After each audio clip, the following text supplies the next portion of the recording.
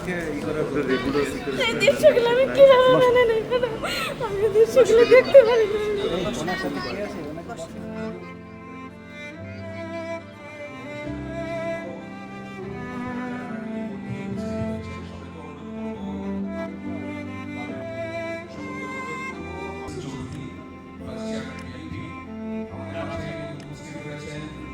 অতিথিবৃন্দ আসছেন।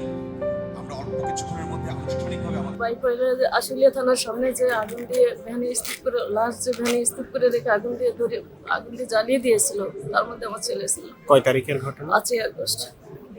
কয়টা বাজে তখন? ওকে তো আগুন ধরাই দিয়েছে 5টা 20-এর ওইদিকে।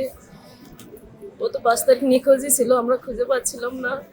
পরদিন 6 তারিখে আমরা লাশ বুঝে পাইছি বিকেলে 5:30 নাগাদ।